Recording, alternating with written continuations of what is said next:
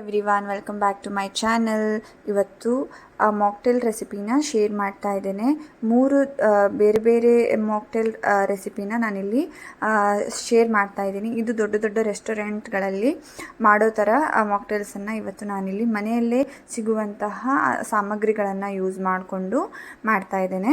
ಇಲ್ಲಿ ಮೊದಲಿಗೆ ನಾನು ಸ್ಪೈಸಿ ಮೆರಿಂಗೋ ಮಸಾಲಾನ ಮಾಡ್ತಾ ಇದ್ದೇನೆ. ಇದಕ್ಕೆ ನಾನು 1 ಲಿಂಬೆಹಣ್ಣು ಹಾಗೆ 1 ಹಸಿಮೆಣಸಿನಕಾಯಿಯನ್ನು ಕಟ್ ಮಾಡಿ ಇಟ್ಕೊಂಡಿದ್ದೀನಿ. ಈ ರೀತಿ ಕಟ್ ಮಾಡಿ ಇಟ್ಕೊಳ್ಳಿ. ಹಾಗೆ ಇದಕ್ಕೆ ನಾನು 1 ಸೌತೆಕಾಯಿಯನ್ನು ಯೂಸ್ ಮಾಡ್ಕೊಳ್ತಾ ಇದ್ದೇನೆ. ಸೌತೆಕಾಯಿಯನ್ನು ನಾನು ಇಲ್ಲಿ ಚಿಕ್ಕದಾಗಿ ಕಟ್ ಮಾಡ್ಕೊಳ್ತಾ ಇದ್ದೇನೆ. ಈ ರೀತಿ ಸ್ವಲ್ಪ ಸ್ಲೈಸ್ನ ಕಟ್ ಮಾಡಿ ಇಟ್ಕೊಳ್ಳಿ. ಹಾಗೆ ಸ್ವಲ್ಪ ಚಿಕ್ಕದಾಗಿ ಕಟ್ ಮಾಡಿ ಇಟ್ಕೊಳ್ಬೇಕು. ನಾನಿಲ್ಲಿ ಎಲ್ಲ ಸ್ಲೈಸ್ ಆಗಿ ಕಟ್ ಮಾಡ್ಕೊಂಡಿದ್ದೀನಿ. ಇವಾಗ ಇದನ್ನು ಒಂದು 4-5 ಸ್ಲೈಸನ್ನು ಇಲ್ಲಿ ಚಿಕ್ಕದಾಗಿ ನಾನಿಲ್ಲಿ ಕಟ್ ಮಾಡಿ ಇಟ್ಕೊಳ್ತಾ ಇದ್ದೇನೆ. ಈ ರೀತಿ ಕಟ್ ಮಾಡಿ ಇಟ್ಕೊಳ್ಳಿ. ಹಾಗೆ ಇದಕ್ಕೆ ಸ್ವಲ್ಪ ಮಿಂಟ್ ಬೇಕು. ಪುದೀನ ಸೊಪ್ಪನ್ನು ಸಹ ನಾನಿಲ್ಲಿ ರೆಡಿ ಮಾಡಿ ಇಟ್ಕೊಂಡಿದ್ದೀನಿ. ಇವಾಗ ಮಾಡೋದು ಹೇಗೆ ಅಂತ ತೋರಿಸ್ಕೊಡ್ತೀನಿ. ಮೊದಲಿಗೆ ನಾನಿಲ್ಲಿ ಒಂದು ಗ್ಲಾಸನ್ನು ತಗೊಂಡಿದ್ದೀನಿ. ಇದಕ್ಕೆ ಮೆಣಸಿನ್ಕಾಯಿಯನ್ನು ಹಾಕಿದ್ದೀನಿ. ಮೆಣಸಿನ್ಕಾಯಿ ಜೊತೆಗೆ ಸ್ವಲ್ಪ ಲಿಂಬುವನ್ನು ಕಟ್ ಮಾಡಿ ಇಟ್ಕೊಂಡಿದ್ದೆ ಅಲ್ವಾ, ಅದನ್ನು ಹಾಕ್ಕೊಂಡು ಹಾಗೆ ಸೌತೆಕಾಯಿನ ಚಿಕ್ಕದಾಗಿ ಕಟ್ ಮಾಡಿ ಇಟ್ಕೊಂಡಂಥ ಪೀಸನ್ನು ನಾನಿಲ್ಲಿ ಹಾಕ್ಕೊಂಡಿದ್ದೀನಿ. ಅದ್ರ ಜೊತೆಗೆ ಸ್ವಲ್ಪ ನಾನಿಲ್ಲಿ ಪುದೀನವನ್ನು ಹಾಕ್ತಾ ಇದ್ದೇನೆ. ಪುದೀನ ಹಾಕೋದ್ರಿಂದ ಡ್ರಿಂಕ್ ರಿಫ್ರೆಶಿಂಗ್ ಅನಿಸುತ್ತೆ. ಇವಾಗ ನಾನು ಇದನ್ನು ಮಡ್ಲಿಂಗ್ ಮಾಡ್ತಾ ಇದ್ದೇನೆ. ನಿಮ್ಮ ಹತ್ರ ಮಡ್ಲರ್ ಇದ್ದರೆ ಅದರಲ್ಲಿ ಮಾಡಬಹುದು. ಇಲ್ಲಾಂದರೆ ನೀವು ಈ ರೀತಿ ಏನು ರೋಲ್ ಇರುತ್ತೆ ಚಪಾತಿ ಲಟ್ಸೋದು, ಅದರಲ್ಲಿ ಸಹ ನೀವು ಈ ರೀತಿ ಮಾಡ್ಕೋಬಹುದು. ತುಂಬ ಜ್ಯೂಸ್ ತೆಗಿಬೇಕು ಅಂತ ಏನಿಲ್ಲ, ಅದು ಫ್ಲೇವರ್ ಎಲ್ಲ ಬಂದರೆ ಸಾಕು. ಹಾಗೆ ಲೆಮನ್ ಸಿಪ್ಪೆದು ಎಲ್ಲ ಸಹ ಚೆನ್ನಾಗಿ ಆ ಸ್ಮೆಲ್ಲೆಲ್ಲ ಬರಬೇಕು. ಆ ರೀತಿ ಸ್ವಲ್ಪ ಮಡ್ಲಿಂಗ್ ಮಾಡ್ಕೊಳ್ಳಿ. ಇದಕ್ಕೆ ಐಸ್ ಕ್ಯೂಬ್ಸನ್ನು ಹಾಕ್ಕೊಳ್ತಾ ಇದ್ದೇನೆ. ನೀವು ಐಸ್ ಕ್ಯೂಬ್ಸ್ನ ಕ್ರಷ್ ಮಾಡಿ ಸಹ ಹಾಕ್ಕೊಳ್ಬಹುದು. ಇದಕ್ಕೆ ಸ್ವಲ್ಪ ಐಸ್ ಕ್ಯೂಬ್ಸ್ನ ಜಾಸ್ತಿ ಹಾಕ್ಕೊಳ್ಬೇಕಾಗತ್ತೆ.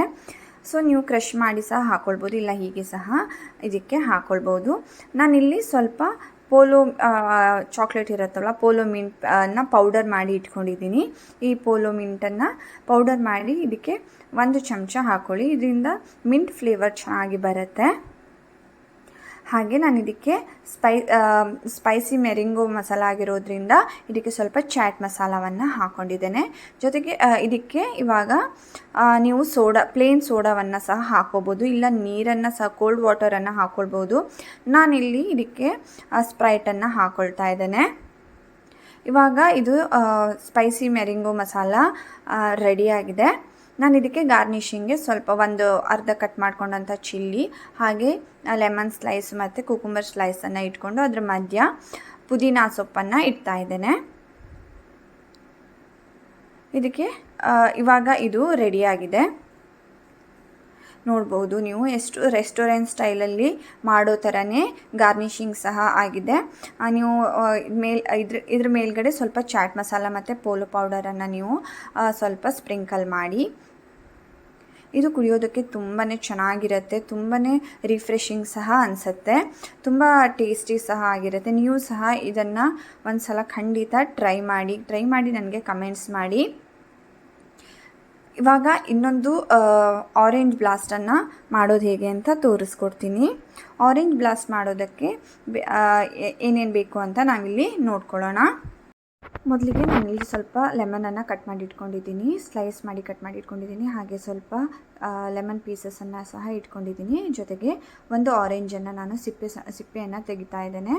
ನಾನಿಲ್ಲಿ ಜಾಸ್ತಿ ಆರೆಂಜನ್ನು ಯೂಸ್ ಮಾಡ್ತಾ ಇಲ್ಲ, ನಮಗೆ ಇಲ್ಲಿ ಒಂದು ಅರ್ಧ ಆರೆಂಜ್ ಇದ್ದರೆ ಸಾಕು. ನಾನಿಲ್ಲಿ ಆರೆಂಜ್ನ ಸಿಪ್ಪೆಯನ್ನು ತಗೊಂಡಿದ್ದೀನಿ. ಹಾಗೆ ಇದಕ್ಕೆ ಆರೆಂಜ್ ಬ್ಲಾಸ್ಟಿಗೆ ನಾನು ಇಲ್ಲಿ ಆರೆಂಜ್ ಸಿಪ್ಪೆಯನ್ನು ಸಹ ಹಾಕ್ತೀನಿ ಫ್ಲೇವರ್ ಬರೋದಕ್ಕೆ. ಆರೆಂಜ್ ಸಿಪ್ಪೆಯನ್ನು ನಾನು ಸ್ವಲ್ಪ ಚಿಕ್ಕದಾಗಿ ಕಟ್ ಮಾಡಿ ಇಟ್ಕೊಂಡಿದ್ದೀನಿ.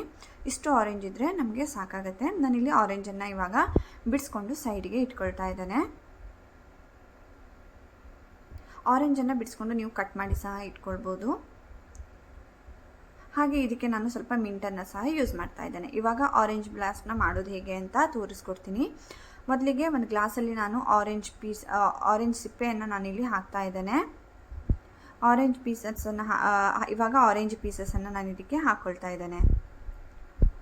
ನಾನು ಇದನ್ನು ಆರೆಂಜ್ ಏನಿತ್ತು ಅದನ್ನು ಕಟ್ ಮಾಡಿ ಇದಕ್ಕೆ ಹಾಕ್ಕೊಳ್ತಾ ಇದ್ದೇನೆ. ನಾನಿಲ್ಲಿ ಅರ್ಧ ಆರೆಂಜನ್ನು ಹಾಕ್ಕೊಳ್ತಾ ಇದ್ದೇನೆ. ಜೊತೆಗೆ ನಾನಿಲ್ಲಿ ಸ್ವಲ್ಪ ಲಿಂಬೆ ಹಣ್ಣನ್ನು ಕಟ್ ಮಾಡಿ ಇಟ್ಕೊಂಡಿರೋದನ್ನು ಹಾಕಿಬಿಟ್ಟು ಸ್ವಲ್ಪ ಪುದೀನ ಸೊಪ್ಪನ್ನು ಹಾಕಿಬಿಟ್ಟು ಮಡ್ಲಿಂಗನ್ನು ಮಾಡ್ತಾ ಇದ್ದೇನೆ. ನಿಮ್ಮ ಹತ್ರ ಮಡ್ಲರ್ ಇದ್ದರೆ ಮಡ್ಲರಿಂದ ನೀವು ಇದನ್ನು ಮಾಡ್ಬೋದು. ಇಲ್ಲ ಅಂದರೆ ಈ ಥರ ಚಪಾತಿ ರೋಲ್ ಏನಿರುತ್ತೋ ಆ ರೋಲಿಂದ ನೀವು ಇದನ್ನು ಮಾಡ್ಬೋದು. ಆರೆಂಜೆಲ್ಲ ಸ್ವಲ್ಪ ಜ್ಯೂಸ್ ಬಿಡೋ ತನಕ ನೀವು ಈ ರೀತಿ ಇದನ್ನು ಕ್ರಷ್ ಮಾಡ್ಕೊಳ್ಳಿ. ಇವಾಗ ನಾನು ಇದಕ್ಕೆ ಪೋಲೋ ಪೆಪ್ಪರ್ಮಿಂಟ್ ಇತ್ತಲ್ವ, ಅದನ್ನು ಪೌಡರ್ ಮಾಡಿ ಇಟ್ಕೊಂಡಿದ್ದೆ, ಅದನ್ನು ಹಾಕ್ತಾ ಇದ್ದೇನೆ. ಜೊತೆಗೆ ಟ್ಯಾಂಗ್ ಪೌಡರನ್ನು ಸಹ ಹಾಕ್ತಾ ಇದ್ದೇನೆ. ನಿಮ್ಮ ಹತ್ರ ಟ್ಯಾಂಗ್ ಪೌಡರ್ ಇಲ್ಲ ಅಂದರೆ ಗ್ಲೂಕೋಸ್ ಪೌಡರ್ನ ಸಹ ಹಾಕ್ಬೋದು. ಗ್ಲೂಕೋಸ್ ಪೌಡರಲ್ಲಿ ಆರೆಂಜ್ ಕಲರ್ ಸಹ ಬರುತ್ತೆ, ಅದನ್ನು ಸಹ ಹಾಕ್ಬೋದು. ಅಕಸ್ಮಾತ್ ಅದು ಇಲ್ಲ ಅಂತಂದರೆ ನಿಮ್ಮ ಹತ್ರ ಗ್ಲೂಕೋಸ್ ಪೌಡರ್ ವೈಟ್ ಇದ್ದರೆ ನೀವು ಅದನ್ನು ಸಹ ಹಾಕ್ಬೋದು. ಇದನ್ನೆಲ್ಲ ಹಾಕಿಬಿಟ್ಟು ನಾನು ಚೆನ್ನಾಗಿ ಮಿಕ್ಸ್ ಮಾಡ್ಕೊಳ್ತಾ ಇದ್ದೇನೆ. ಮಿಕ್ಸ್ ಆದಮೇಲೆ ಇದಕ್ಕೆ ಐಸ್ ಕ್ಯೂಬ್ಸನ್ನು ಹಾಕ್ಕೊಳ್ತಾ ಇದ್ದೇನೆ. ನೀವು ಇದನ್ನು ಐಸ್ ಕ್ರಷ್ ಮಾಡಿ ಸಹ ಹಾಕ್ಬೋದು, ಇಲ್ಲಾಂದರೆ ಐಸ್ ಕ್ಯೂಬ್ಸ್ನ ಸಹ ಹಾಕ್ಕೊಳ್ಬೋದು. ಅದ್ರ ಮೇಲ್ಗಡೆ ನಾನು ಸ್ವಲ್ಪ ಮಿಂಟನ್ನು ಹಾಕಿಬಿಟ್ಟು ನಾನು ಇದಕ್ಕೆ ಸ್ಪ್ರೈಟನ್ನು ಆ್ಯಡ್ ಮಾಡ್ಕೊಳ್ತಾ ಇದ್ದೇನೆ. ನೀವು ಇದಕ್ಕೆ ಸೋಡಾನ ಪ್ಲೇನ್ ಸೋಡಾ ಸಹ ಹಾಕ್ಕೊಳ್ಬೋದು. ಇವಾಗ ಆರೆಂಜ್ ಬ್ಲಾಸ್ಟ್ ರೆಡಿಯಾಗಿದೆ. ಇದು ಸೇಮ್ ರೆಸ್ಟೋರೆಂಟ್ ಸ್ಟೈಲಲ್ಲೇ ಟೇಸ್ಟು ಸಹ ಇರುತ್ತೆ. ನಾವಲ್ಲಿ 200-300 ರೂಪಾಯಿ ಕೊಟ್ಟು ಕುಡಿಬೇಕು. ಈ ಥರ ಮನೆಯಲ್ಲೇ ಮಾಡಿ ಸಹ ನೀವು ಕುಡಿಬೋದು. ಗಾರ್ನಿಷಿಂಗ್ಗೆ ನಾನು ಸ್ವಲ್ಪ ಆರೆಂಜು ಹಾಗೆ ಸ್ವಲ್ಪ ಪುದೀನ ಸೊಪ್ಪು ಇಟ್ಟಿದ್ದೀನಿ, ಹಾಗೆ ಲೆಮನ್ ಸ್ಲೈಸನ್ನು ಇಟ್ಟು ಗಾರ್ನಿಷಿಂಗ್ ಮಾಡಿದ್ದೇನೆ. ಇವಾಗ ಆರೆಂಜ್ ಬ್ಲಾಸ್ಟ್ ರೆಡಿಯಾಗಿದೆ. ಮೂರನೆಯದಾಗಿ ನಾನಿಲ್ಲಿ ಪೊಮೊಗ್ರೇನೇಟ್ ಮಾಕ್ಟೇಲನ್ನು ಮಾಡೋದು ಹೇಗೆ ಅಂತ ತೋರಿಸ್ಕೊಡ್ತೀನಿ. ಹೀಗೆ ನಾನು ಒಂದು ಗ್ಲಾಸಿಗೆ ಪೊಮೊಗ್ರೇನೇಟ್ ದಾಳಿಂಬೆ ಬೀಜವನ್ನು ನಾನು ಇದಕ್ಕೆ ಹಾಕ್ಕೊಳ್ತಾ ಇದ್ದೇನೆ. ದಾಳಿಂಬೆ ಬೀಜವನ್ನು ಹಾಕೊಂಡಾದಮೇಲೆ ಇದಕ್ಕೆ ನಾನು ಲೆಮನ್ ಸ್ಲೈಸನ್ನು ಆ್ಯಡ್ ಮಾಡ್ಕೊಳ್ತಾ ಇದ್ದೇನೆ. ಹಾಗೆ ಅದ್ರ ಜೊತೆಗೆ ಪುದೀನವನ್ನು ಸಹ ಹಾಕ್ಕೊಳ್ತಾ ಇದ್ದೇನೆ. ಇದನ್ನೆಲ್ಲ ಹಾಕಿಬಿಟ್ಟು ಇದನ್ನು ನಾನು ಮಡ್ಲಿಂಗನ್ನು ಮಾಡ್ತಾ ಇದ್ದೇನೆ.